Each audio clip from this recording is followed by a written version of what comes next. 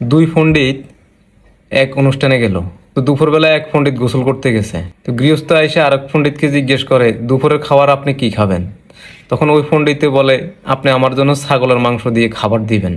তখন গৃহস্থ জিজ্ঞেস করলো, ওই পণ্ডিতকে কি দিয়ে দিব? তখন এই পণ্ডিত বলতেছে, ওই কিসের পণ্ডিত? ও তো একটা গরু, ওর জন্য আপনার যা মন চায় তা নিয়ে আসেন। কিছুক্ষণ পরে গৃহস্থ আবার আসলো। আসি দেখলো আগের পণ্ডিত গোসল করতে গেছে। পরের পণ্ডিতকে জিজ্ঞেস করলো, দুপুরে খাবার আপনি কি খাবেন? সে বলল, আমাকে আপনি মুরগির রোস্ট দিয়ে খাবার দিবেন। তখন গৃহস্থ এই পণ্ডিতকে জিজ্ঞেস করলো, ওই পণ্ডিতের জন্য কি খাবার নিয়ে আসবো? বললো, ও কিসের পণ্ডিত? ওটা একটা ছাগল, আপনার যা মন চায় তা নিয়ে আসেন। খাওয়ার সময় হয়ে আসলো।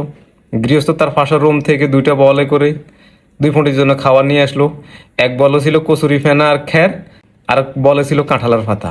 এখন দুই পণ্ডিত দেখে তো রাগান্বিত স্বরে বললেন, এই মিয়া ফাইজলামি করেন নাকি? তখন গৃহস্থ বলল, ফাইজলামি তো করি নাই, আমাদের এলাকাতে গরু আর ছাগল এই খাবারগুলাই খায়। গরু খায় খ্যার এবং কচুরি ফেনা, আর ছাগলও খায় কাঁঠাল পাতা। তখন দুই পণ্ডিত গৃহস্থ করে বলল, আপনাকে কে বলছে আমরা গরু ছাগল? তখন গৃহস্থ বলল, আপনারা দুইজনে তো বলছেন এই গরু, আর এ বলছে এই ছাগল, তাই আমি গরু ছাগলের জন্য এই খাবার নিয়ে আসতেছি। মোরাল অফ দি স্টোরি, সব জায়গায় নিজেকে বড় মনে করবেন না, সব জায়গায় নিজেকে বড় পণ্ডিত মনে করবেন না, কিছু কিছু জায়গায় নিজেকে ছোট মনে করতে হয়, তাইলে সম্মান এমনিতেই চলে আসবে। যেই জায়গায় নিজেকে পণ্ডিত মনে করবেন সেই জায়গায় এই পরিস্থিতিই হবে।